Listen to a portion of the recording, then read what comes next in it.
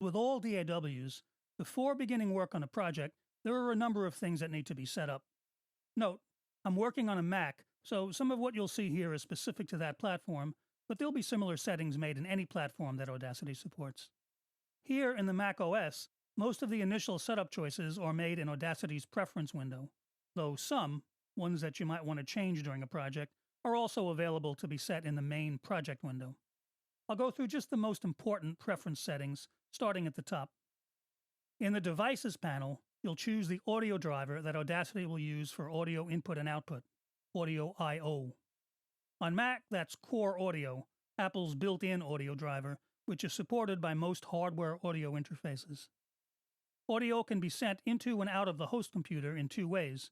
You could use the computer's built-in audio connections, or install a third-party audio interface to handle the audio I/O. The built-in audio connections, like the internal microphone and headphone or audio outputs, are probably fine for simple stereo I/O, but the sound may not be as clean as with an external interface, and if multi-channel recording was required, the interface would be a must. An interface would accept mic or line-level electronic signals, digitize them, and send the audio to the computer and Audacity through a standard computer connection like USB or Thunderbolt.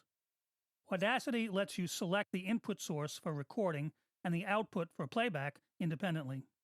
Since I have an external interface, I could route my audio through that for either input, playback, or both.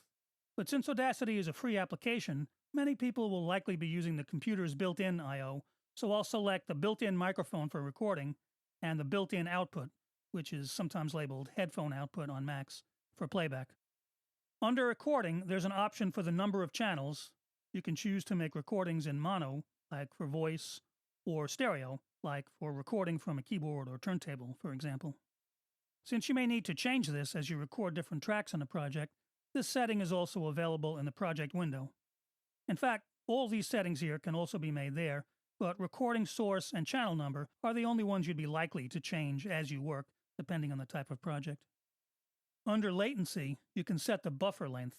This is a technical setting that relates to the fact that audio is passed through a RAM buffer on its way to be recorded or to be played back from the hard disk where the audio recordings are stored.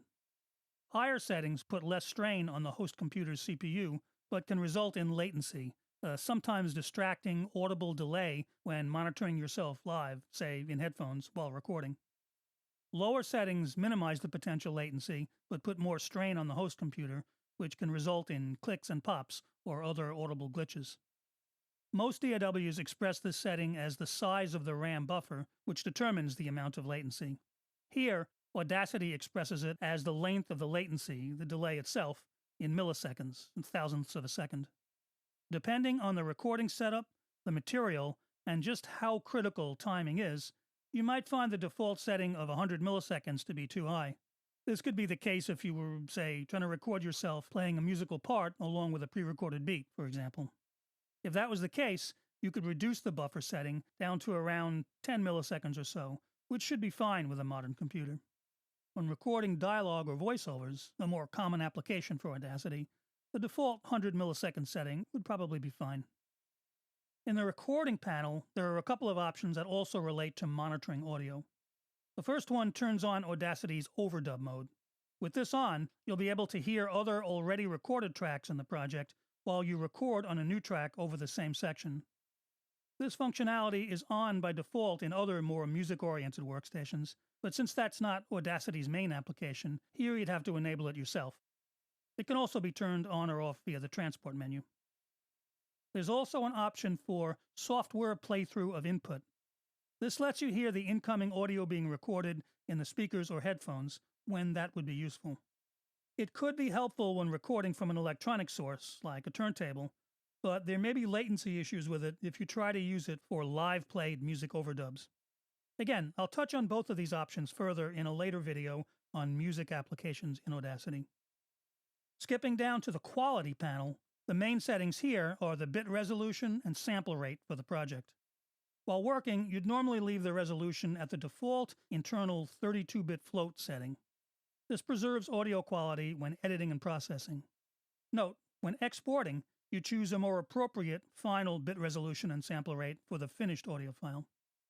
As for sample rate, the usual options are 44,100 Hz for music or 48,000 Hz for audio for video.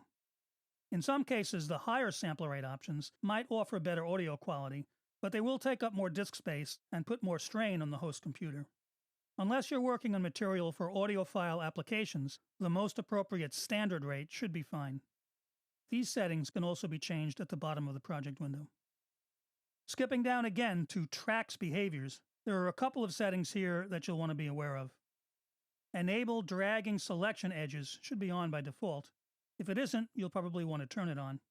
When you select a section of audio in a track, this enables you to go in and fine-tune the left and right edges of the selection before performing whatever editing or processing you intend to do to that section of audio. This kind of fine-tuning of selections will be done frequently. Editing a clip can move other clips is on by default. This means that normally, if you move or copy and paste a section of audio in a track, the other sections will move to make room for it. If you instead want to move or paste a section of audio without other sections moving automatically, you'll need to disable this preference. I'll cover this in more detail in the video on audio editing. The last preference I want to cover is in the Projects panel.